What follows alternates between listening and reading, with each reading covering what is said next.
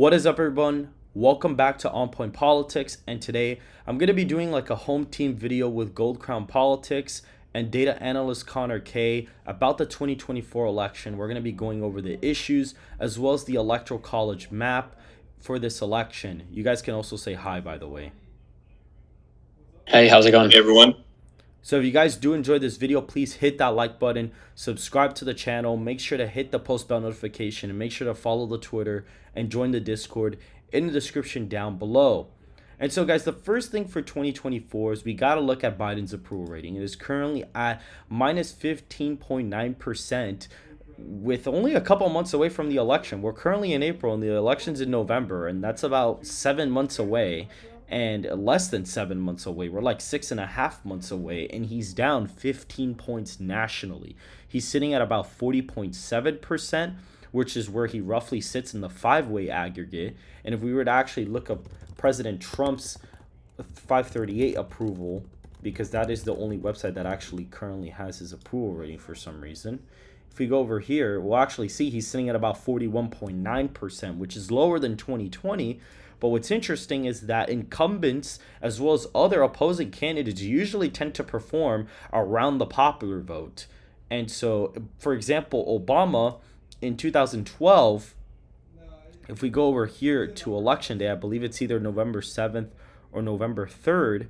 I don't know which one it was in 2012, but he's sitting at around, 51, 49, 50%, right around here, and he got about 51% of the popular vote. And if we go to Bush, for example, Bush in 2004 was sitting at about, let's see, in early November, he was sitting at about 51.5% of the popular vote, and he ended up getting like 51.4% of the national popular vote. And if you even look at CNN exit polls, Donald Trump had a 46% approval rating. He ended up getting 46.7%. And Biden had a 52% approval rating. He ended up getting a 51.7% in the popular vote. So roughly the approval ratings tend to actually decide, for the most part, what average they get in the national popular vote. And if we were to go to the 538, average for the five-way race, that's roughly where both candidates are actually sitting. So for the sake of my, side of the prediction that we're going to be doing right now, we'll let, Gold Crown Politics show his and talk about his, and also go over Conor and what he thinks. As of right now, I'd say that the polling aggregate between both of these candidates may be sort of spot on. Maybe it's off by like a point in either direction. You could theoretically say maybe Trump's ceiling here is about maybe 3 points, but roughly, so to speak, a Trump +2 popular vote does seem to be pretty likely as of right now. And according to my model, if we were to actually put the popular vote at +2 for Trump, he'd very comfortably win the election. And, there are many issues like immigration, the economy, inflation. We have social issues when it comes to, Biden kind of going around declaring Trans Visibility Day. When he kind of declared that on Easter, that was a big optics error in my opinion. We also have foreign policy as well. That's also going to be a big problem for him, in the upcoming election. A lot of voters have started paying attention to that ever since he's kind of had these really massive blunders ever since Afghanistan. That's when his approval rating really fell. When it started really falling, and when he kind of became very unpopular. And so that puts him in a place where he's in a really tough situation in these swing states that he only won by a couple thousand votes. Wisconsin, Georgia, Arizona were all decided by a mere 43,000 votes when all added up together, and that is not sufficient enough to win a re-election bid. If Trump ends up getting those back, he wins, and that is too close of a margin for you being at 52% nationally, and now you're at 40%. So who's to say, yeah, sure, somehow if Biden ends up, rebounding, which I doubt he is, he could maybe win, but as of right now, I can't see how he'd be able to win re-election. Now, what do you guys kind of have to say about this? So I'll say, 2020 was definitely one of the, it was an incredibly close election. It came down to like 43,000 states, as you said, between Arizona, Georgia, and Wisconsin. So it's like really any shift to the right I think would make it incredibly tough for Biden. And actually, based on the 2020 Electoral College votes, I think between Arizona, Wisconsin, and Georgia, it would have been so if Trump won those three, it would have been tied in the Electoral College. But now, based upon the 2020 census change, um, now if Trump won those three states, he would actually win the election. He would actually get 272, and so it wouldn't be tied. It wouldn't have to go to Congress and then through the House of Representatives. He would win it outright. And so, yeah, I think it's going to be incredibly tough for Biden. I think he'll have to win the popular vote by, upwards of like 4 to 5 points, considering things like state trends. Yeah, so it's like, and plus, third parties, that's kind of like a wild card in this election, in my opinion. It's going to be really tough for Biden to win this election, just because, I mean, if Biden is hemorrhaging even like 1 or 2 points from third parties, that right there would tilt the election to Trump. So it's going to be really difficult for Biden to hang on, in my opinion. Right. What do you have to say about this, Connor, as of right now? Yeah, I agree with what Gold said, especially when it came to how narrow Biden's win was in 2020. And we saw that was a 4.5 point win in the popular vote for Biden that year. And we saw how incredibly close that election was. It was like what Gold said, 43,000 votes across pretty much all the swing states. And I know I talked about this in the call-in yesterday with you on point, but any shift to the right, just like Gold said, would just about be game over for Biden unless there is some huge bump in turnout, which we're not expecting right now.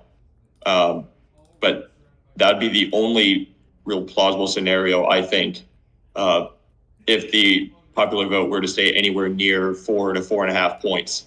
I think if there is lower turnout, generally speaking, for like the nation as a whole for this year, Right. Biden might have to win that popular vote by more than that because of the margins that we outlined in the swing states earlier. Right, and that's kind of the thing. I mean, realistically, turnout can affect whether or not, some of the margins are going to be more applicable for him. But, like, for example, right now, with my +2 Trump popular vote, what the RCP aggregate is basically saying, the model shows Trump would win 328 electoral college votes. He's winning New Mexico, Minnesota pretty close. These would basically be the toss-up states for the election. These would effectively be the toss-up states. Trump would already be at 312, like right out the gate. He'd have 189 safe electoral votes. He'd have 123 likely states from like Nevada, Arizona, Wisconsin, Michigan, Pennsylvania, North Carolina, Georgia, Florida. And New Mexico and Arizona New Mexico and Minnesota would kind of be these really close, states. And he would win Nebraska second pretty easily. Virginia would still be lean Democrat in this scenario. And New Hampshire would actually be tilt Democrat as of right now, according to the model. So Trump is winning the Electoral College very easily, even winning the popular vote by 2. So for people that's saying like, oh, Trump is, Biden is surging in the popular vote because instead of Trump being ahead by 4, he's ahead by only 2, even though Trump's never led the popular vote for this long. And they don't understand that if Trump's winning the popular vote, he'd have to he's gonna more than likely win because a lot of those gains would be made out of New York, California, Texas, Florida, and that would kind of signal that all groups are shifting to the right overall, unless some crazy thing like the midterms happens. The only way I could see Biden winning the election is if like white suburban women and college educated voters just massively shift to the left out of nowhere. And even if that were to happen, here's the thing. I actually, because it's funny, there's a lot of people that say that, oh, Biden's going to win 271 if he ends up winning again, which I used to think that was the case. I used to think, oh, yeah, okay, if Biden ends up winning, 271 with Michigan, Pennsylvania, Arizona, which seems relatively, it would seem pretty conventional. You'd think, okay, but playing around with the swingometer, I can't get this map to happen at all because Trump would have to do well enough with black voters in Georgia, do well with enough white voters in Wisconsin, do well enough with Hispanics in Nevada and Florida, but hemorrhage white support and moderates in Arizona, not do good enough with African Americans in Michigan and Pennsylvania, or white working class voters here. And the problem with the Rust Belt thing is that they usually tend to all vote together. They have voted together for the past, I think, like since like 88. I think the last time they voted separate was in 88, actually. I think it was when Dukakis ended up winning Wisconsin in 1988, but Michigan and Pennsylvania ended up voting for Bush. That is the last time that they voted separate from each other. And you notice here that Wisconsin usually tends to be the closer one. Even though, funny enough, Minnesota for quite some time ended up being the closer swing state for some reason. Usually, Minnesota was actually the second most Republican out of these, which was kind of funny, and that's changed recently.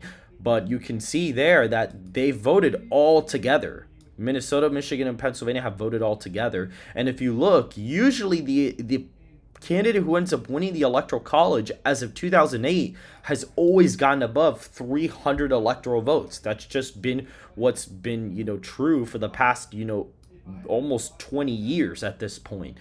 And so for me to see Trump winning, even you could make a case, okay, he wins Michigan with Wisconsin, Pennsylvania, but for him to for him to lose Pennsylvania, Michigan, but not Wisconsin, I think would be pretty weird.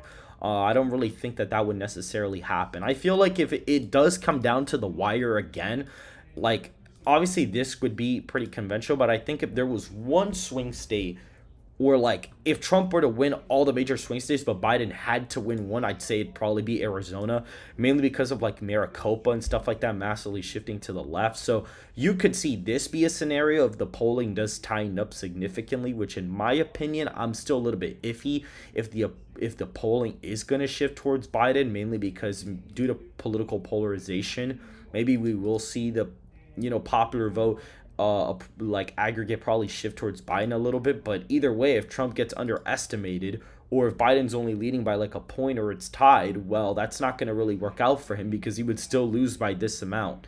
And so that's going to be really tough for Biden overall. Arizona, if for whatever reason it trends to the left by like 10 points, you could see Biden winning it, even in a tied popular vote. But I don't think it's trending that far to the right yet on the presidential level. You could say on the local level, sure, but I think in terms of the presidential race, I think Biden got pretty lucky in Arizona, to be honest, because Trump made gains around the entire state except for Maricopa. So that's really the main thing that we'll be looking at there. But overall, Trump is winning. In my latest projection, I have Trump winning 318 to 220. I have him winning Nebraska second, New Mexico with all the swing states, mainly due to like Hispanic trends and things like that. So this is where I actually have him as of right now. But what do you guys have both candidates at, going into this month of April? So as of right now, so my model, it kind of differs from most people. I actually see Trump winning the popular vote by upwards of 6 points, and I actually revised my most kind of recent model, but the reason I say Trump plus 6, which, I mean, a lot of people disagree with me. They think it's going to be a closer race than that. But the reason I have plus 6 is because if you want to do you have the RCP average?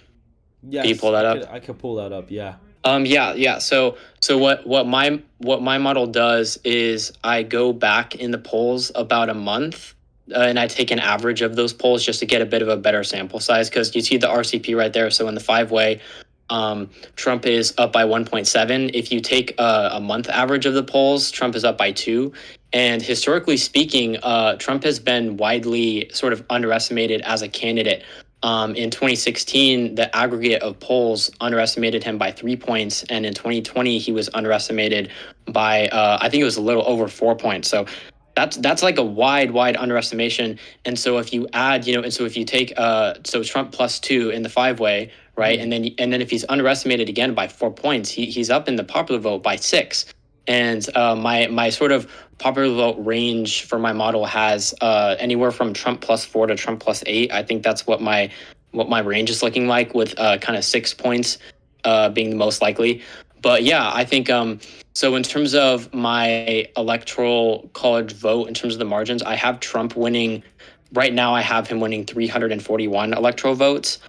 So in that scenario, he would flip New Mexico, he would flip Minnesota red, he would flip Virginia as well. And so he would have, yeah, that's the map right there. So 341 for Trump, 197 for Biden. That's what I currently have it at. What's actually funny is that the model at +6 actually still has him winning New Hampshire pretty comfortably. The only state he's not winning is Maine, and it's actually tilt Democrat in the model, so that's pretty interesting, actually. I mean, what I did in my other prediction today was basically I kind of just did Minnesota. Yes, the model had Trump winning Minnesota, but it was so close that I was just like, okay, I'm going to give it to Biden. And New Mexico had it close, but I'd say, okay, since Hispanic trends are going to shift so much, I'd say, okay, he probably does win New Mexico. But that's basically kind of how I did it. So currently you have it pretty much at 341. So you basically, from my prediction, you have him picking up Minnesota and Virginia, basically, which since they have a lot of electoral votes, that puts them significantly higher in the electoral vote count. And this would be a pretty historic defeat of an incumbent president. An incumbent president has actually not lost by this amount since George H.W. Bush back in 92. That was the last time that an incumbent president suffered a loss like this. And that was mainly because there was a high third party vote share. If we go to 1992, you could see that Ross Perot ended up getting 18% of the national popular vote. George H.W. Bush got 37. Bill Clinton got around 43. And this is roughly, somewhat in the range of what the national popular vote. I mean, it's closer now. Like Trump is like at 42, Biden's at 40, and Ross Perot roughly will, or excuse me, RFK will definitely will get less than 18%. I can't see him touching, even that close. I think the most he gets is like 10, and that's like on a really good day. I honestly, if he gets 10%, he probably could pick off an electoral vote in Maine. That would even be like a long shot. But I think the most he'd reach probably is about 10% as of right now, and that's just due to the way our politics works pretty much. But what do you currently have the election at, Conor? So currently, I have not gone through all my states yet, all the swing states, but as of what I have right now, it'd pretty much be a rerun of 2016 with Wisconsin, Michigan, Pennsylvania all flipping to Trump, North Carolina, Georgia, Arizona, and Nevada all going to Trump. I have not done New Hampshire, Minnesota, or New Mexico yet, so you can just put those as their 2020 margins just for the sake of the video. But that's basically what I would have it at. Now, my model goes off county trends. And so if it's a deep Republican county, I'll swing it net 5% to the right. If it's within 10 points, I'll swing it 4 points to the right. And if it's a Democrat county, I'll swing it, I think it was 2.5 points to the right. But that goes off only county trends. And Trump still ends up picking off all the swing states pretty much because of how close they were before.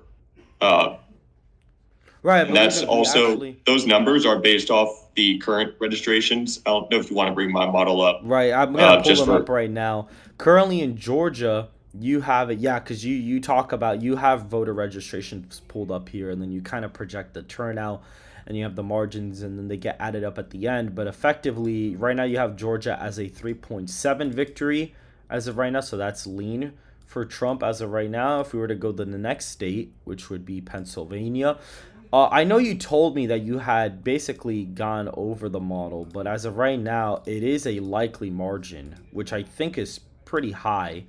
I don't know if you would classify it as likely Republican because if you want to go back to that Pennsylvania model, there's another tab. It's called range turnout, and I think I have two separate model runs for that. If you scroll down further, I think I ran it twice. One was for basically Republican counties swinging 10 points to the right, and the other was for Republican counties swinging 5 points to the right. Maybe it's not up there. Okay, I see. Well, there are no. It's the best and least. Okay. It's the best and least column in there. Those are the values I got for each county. I took a mean of those. Okay. So I think my high one was 7 points, and my low one was about 3 points. Okay. So average, somewhere in the 5 point range there. Yeah, it's about there. Okay, I see. So that's pretty interesting. So, and then if we go to the next state, which would be, let's go down to Michigan.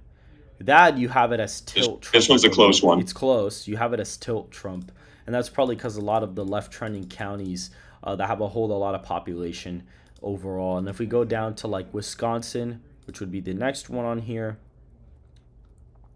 I believe you have it at like +3. Basically, it's like right around +3.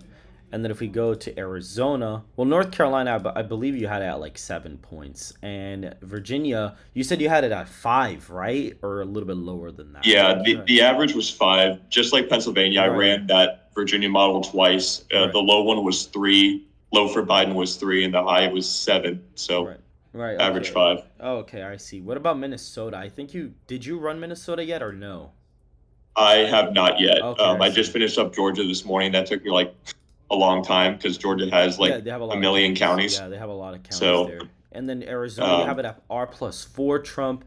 And then if you go all the way to, let's go to the next state, which should be Nevada, that would be, you have it at R+1 basically. So that puts Trump at 312 electoral college votes out of all the states that he's done thus far. And he's going to be helping me do the major projections for the states. So Conor is actually going to be helping me with the projections on the channel for the most part. And what I'm going to be doing is, guys, I'm going to be going off of like, basically, I'm going to be getting Conor's margins. I'm going to be getting Gold Crown Politics' margin, Ready Go Politics' margin, Understand Politics, which was he was pretty accurate in 2020. And basically, everyone who was relatively accurate in 2020, I'm pretty much going to average out all of our results, and then you would have like a final margin model effectively. That's basically what you would get. And I'll probably end up posting it somewhere. So at like basically like every month on the channel there will be like a new like toss up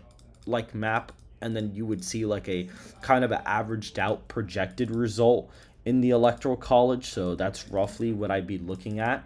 And so that's what I'm going to be focusing on the next couple of months, is really getting an aggregate of people who are really looking at this in an unbiased way, which obviously everybody knows I'm for Trump on the channel, but I clearly try to be as empirically based as I possibly can be. That's why I've put the effort to try to, collaborate with people who kind of do these even more data based than I do, and even me going off of counties, because I also have my own, but we're not going to touch those for this video. But overall, I am trying my best to be as empirical as humanly possible with these. Obviously, bias does slip into this for the most part, and I wouldn't be honest if I wasn't telling you guys that was the case, but I do try my best to be relatively, average. Like, I try to be unbiased when it comes to these kind of things. So I'd say out of our 3 maps, I'd say that it probably ends up averaging out to like, I think it ends up averaging out to something like, I think it ends up coming out to like this.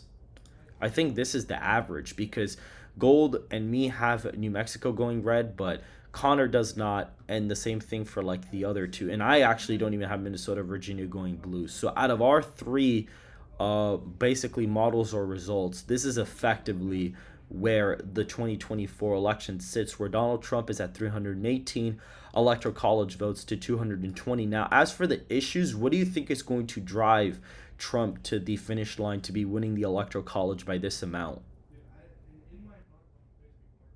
So I think for 2024, I think the biggest thing that Trump has going for him, he has a couple factors really benefit him, but I think the biggest is so I'm predicting that minority voters, so non-white voters, are shifting pretty noticeably to the right, which will hemorrhage a lot of support from Joe Biden's 2020 coalition of voters.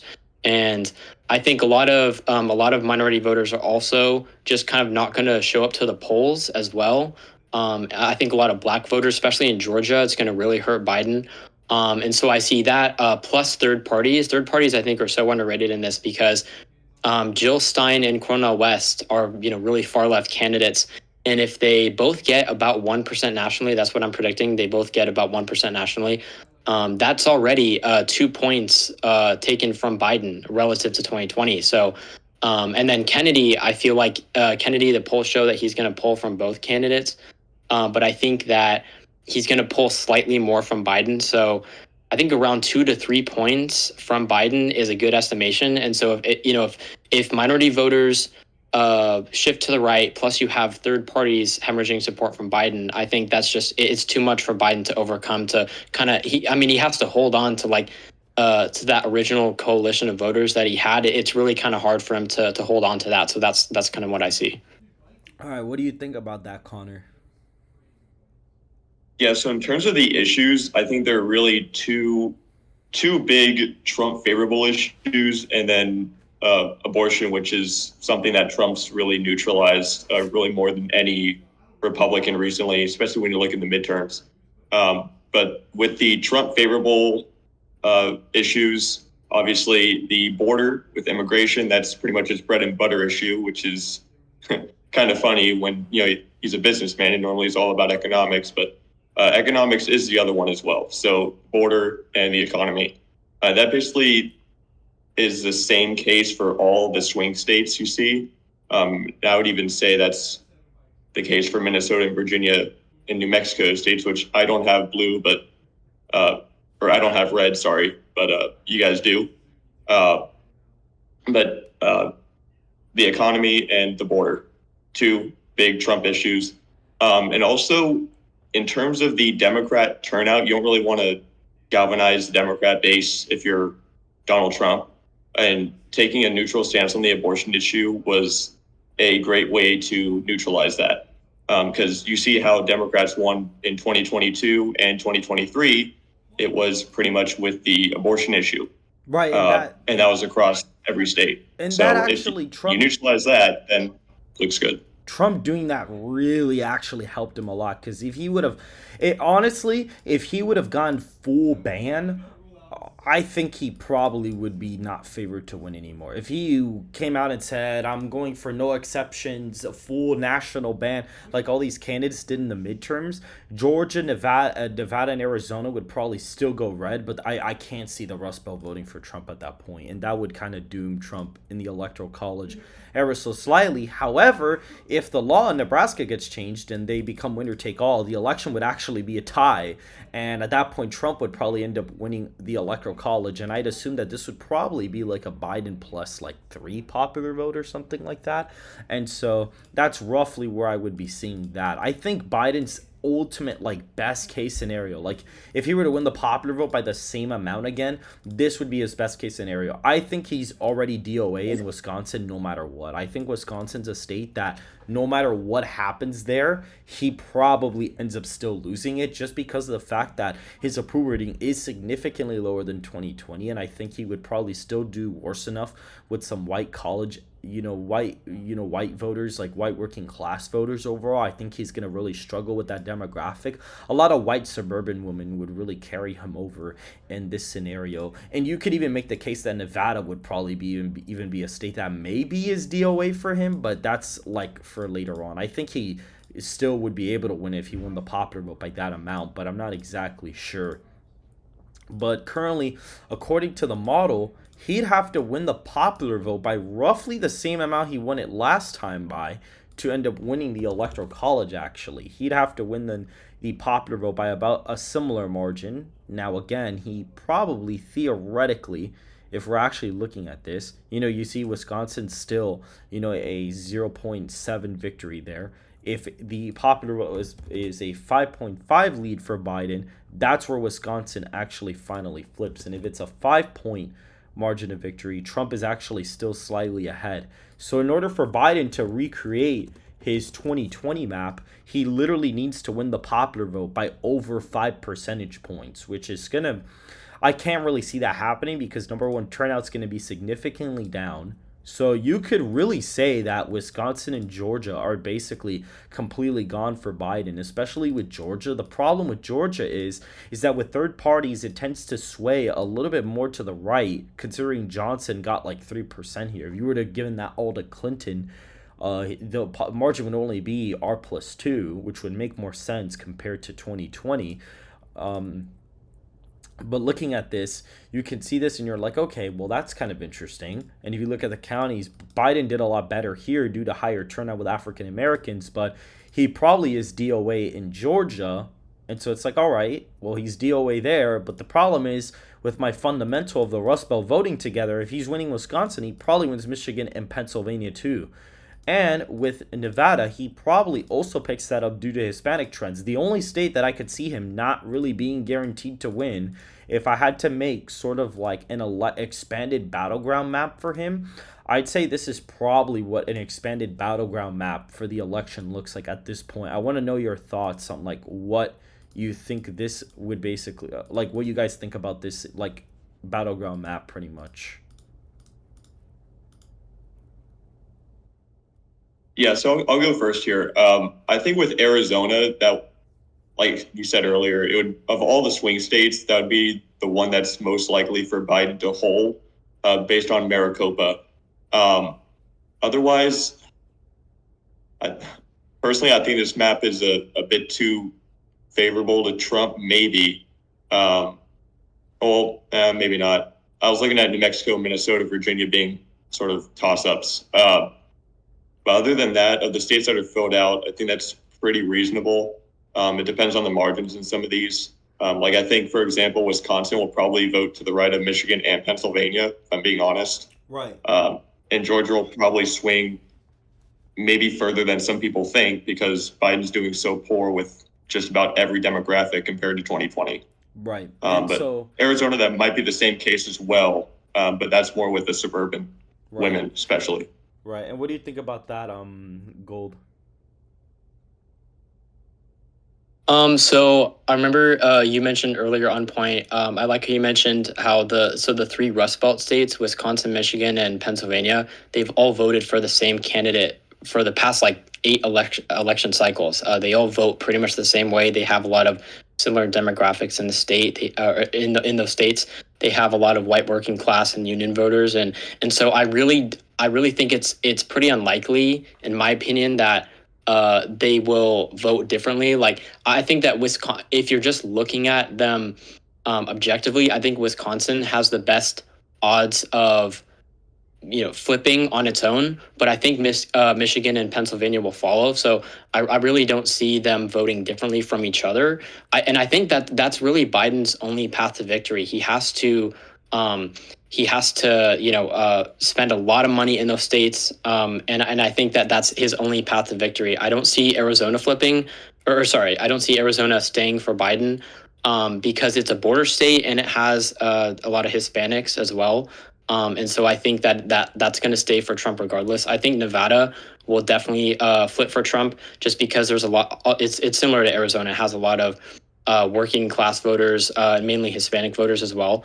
And so I think Biden's only path to victory is through the Rust Belt. I think that white voters as a whole are trending. They've been trending to the left relative to the national environment for the past like cycle or two, and so it's really Biden's best shot is through the Rust Belt, in my opinion. Right. Okay, well, pretty much in terms of 2024, that kind of concludes, that part. However, I do want to throw in a wrench here for you guys, for an extra, for some extra content in this video. Let's say Trump, wins the electoral college, regardless of the margin. What do you think would be the scenario in 2028? We're going to leave the nominees blank for now. We'll kind of discuss the nominees first, and then we'll kind of fill out an electoral map. I am going to be putting, some of the safe states down just because there are some states that will probably, no matter what, still go to either party. So, for example, I'm going to expect, Utah and Kansas.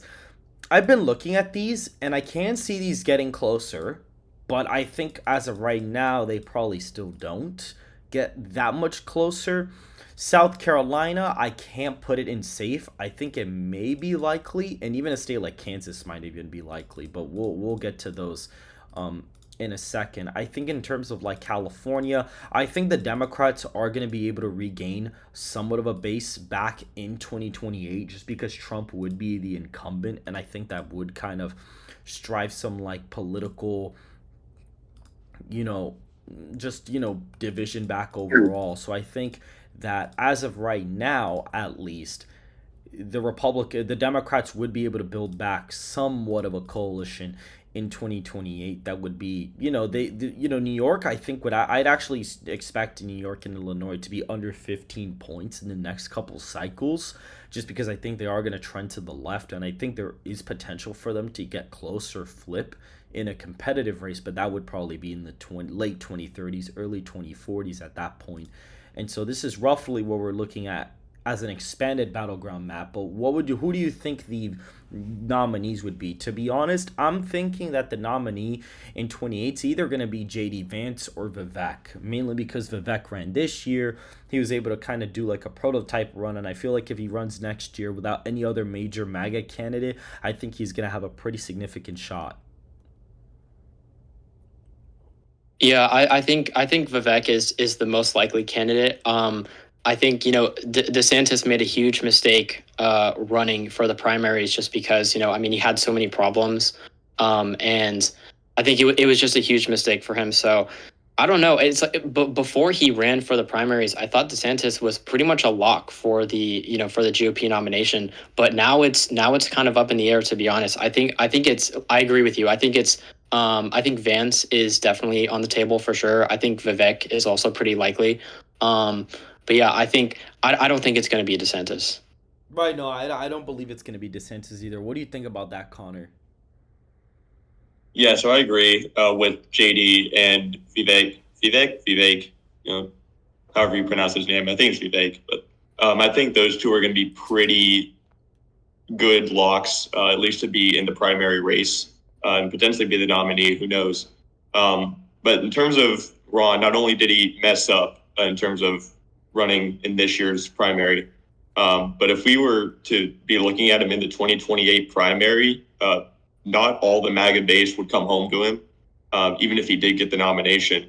And if we're looking at this map, the electoral map, then he may not do as well as some people think he might. But that's kind of looking too far ahead. But in terms of the nominees, I certainly think JD and Vivek are probably two of the most likely. I don't know who else is even being floated right now. Well, okay. Well, as for the Democrats, who do you think they're going to put up in 2028? That's a tough one. I think I don't. I mean, I don't know. I think they could go with Newsom. I mean, it's like I'm trying to think of. They have a really thin bench right now. I mean, it's like outside of Biden, I don't think that Kamala is gonna throw her name in the hat just because she's so unpopular. But at least right now, the only one I can think of is Newsom right now.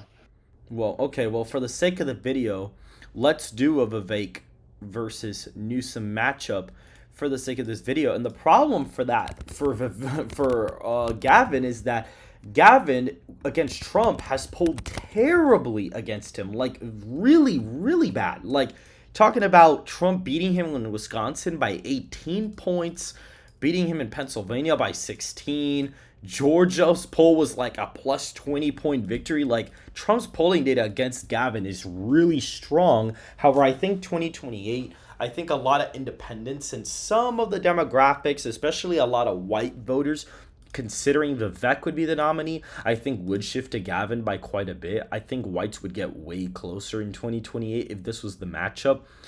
But however, I think that Hispanic and African American voters are going to keep shifting to the right. I actually think that Vivek could possibly win Hispanics in 28. I think that that would probably be on the table. And if that was the case, I'd say Kansas and South Carolina are probably likely Republican states. You could say Iowa and Ohio kind of revert back to being like 10-point victories. I'd say they're more, they go for Vivek more than they did for Trump in both, 2020 and 2016, just because they've trended so much to the right. And Ohio is actually Vivek's home state. So that would kind of help him out there too. I think in terms of like Illinois, it probably does stay at like a 7-point victory for Gavin. But as for New York, I am going to touch that one because I think this one is a really interesting one for 28.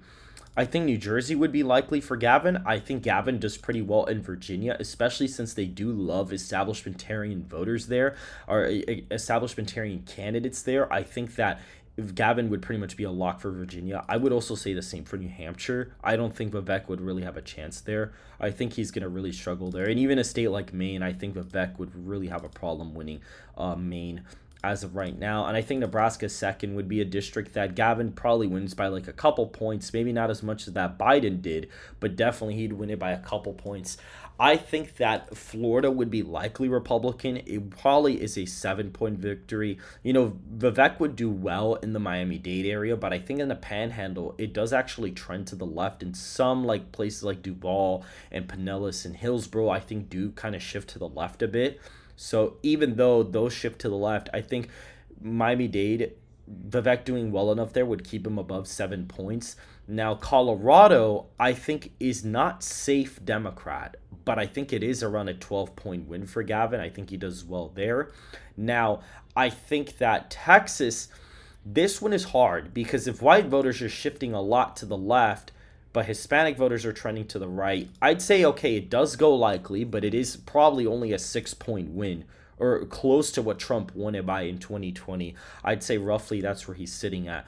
Minnesota, I'd have to say it's lean. I have to say Gavin probably does okay here. I think Vivek makes gains in rural Minnesota, but I think Gavin would do somewhat well in like Hennepin and Rasmussen. How do I pronounce this guy? Ramsey. Ramsey, yes, I like blanked out on that. My apologies. So I think roughly he'd be performing about there. Now, New Mexico's interesting because it is majority Hispanic. However, the white vote tends to usually decide the state because the white vote here is actually very much left compared to a state like Utah and Idaho, etc. The white vote actually makes the state more democratic. So I think that even though Vivek could possibly get really close with Hispanics or even win them nationwide, I think New Mexico would go back to Gavin just because he would make so many gains with white voters. I think he probably narrowly ends up winning it probably by like a point and a half. And so we come down to the same states. I think Alaska would drop down to a 7 point win for Vivek. Now, Utah, I think that I don't know if it drops below 15. I'm going to say it does because I do see some signs for the GOP here possibly being a trouble. And I think, especially with there being a lot of Mormon voters there and Vivek being a Hindu, I think that that's actually legitimately going to hurt him. Now, is he going to only win it by 5? No, I think he wins it by like anywhere from 12 to 14 points, but I think it does drop below 15. And so there are some worry signs for Utah for Republicans going down in the future. Now, New York, I'm putting in lean Democrat. The reason why I'm putting it lean Democratic here, funny enough, is because of the fact that Trump, I think, is going to make a lot of gains.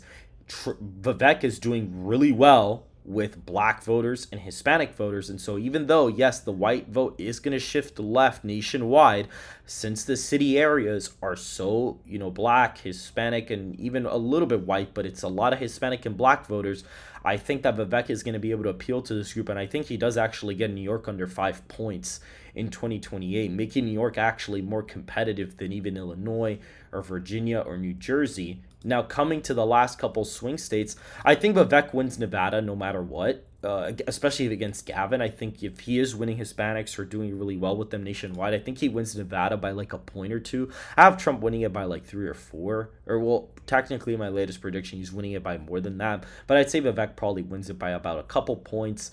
Now, Arizona, unfortunately, I think it's close. Like, I think Gavin barely wins Arizona. I think it's going to be a razor thin race there. Actually, I have a hot take, but I think Vivek would actually be a better candidate for Arizona than Trump, mainly because I feel like Vivek would appeal to some kind of moderate voters. I think he'd be okay with them, but I think that it's still not enough, and I think Gavin does win Arizona. Now, I think in terms of like Georgia, I think Vivek does pretty good there. I think he wins it by like 2 or 3. North Carolina, funny enough, here's the thing. Vivek does well with, black voters and Hispanic voters. I think they roughly vote the same margin. I think they're right around 2 points each. Now, the Rust Belt is where it gets interesting because Gavin doesn't have a lot of white working class appeal, but again, Vivek is going to hemorrhage some white support for the GOP nationwide. But I would have to say this would be the one election where Michigan does go Democrat and Wisconsin and Pennsylvania probably do end up going Republican. I think that that could happen, or you could see something where they're both really close and Gavin only wins Arizona, and you could see something like this. But these would essentially be the four really close states in the election. What do you guys think? Like, we'll end off the video with basically kind of analyzing Arizona, Wisconsin, Michigan, Pennsylvania. Gold, you go first. Where do you think these would go in this matchup? So I think Wisconsin would be tilt for Vivek. I think it really depends how much he hemorrhages with white voters as a whole, because I think that with white working class, he definitely would hold on to pretty well, but the white college educated voters would definitely shift to Newsom. So I think that and because the Rust Belt swing states are also similar, I would have them all going tilt for Vivek in that scenario, and I think Arizona. That's tough. I think it would literally come down to the wire. I think it depends. It would depend how much immigration is an issue in 2028. It's probably, I don't know. I think I would probably give it to Newsom, to be honest. I would give it like tilt for Newsom. Okay, what do you think about this, Connor? Yeah, so with those four, you were talking about Vivek maybe losing a bit of white support, especially among the college educated, although he maybe maintains some resemblance of Trump margins with the working class. But we also got to remember that Vivek's a really young candidate, and he might, like, especially me being in my mid-20s, I can relate, to someone like Vivek even more than I do someone like Trump, who's like what, only a few years younger than Biden. Uh, but I think that might help a little bit with the younger vote. So even if he loses a bit with, the college educated, master's degree, people in their 30s, he might gain a little bit more with the 18 to 24, like mid 20s, and keep that trend going, like with what Trump is doing right now with that same age group. So I think in terms of these states individually, it's hard to see Arizona going for Vivek. Again, I think that'd be really, really tight as well. And honestly, it could go either way, but regardless of that, it's probably going to be within a point either way. Right. Michigan might go to. It might go to Gavin. I don't know, though. That depends on turnout in Detroit and Ann Arbor. Obviously, if turnout is iffy there, then that might swing. But that's going to be a close state either way, along with Wisconsin and Pennsylvania.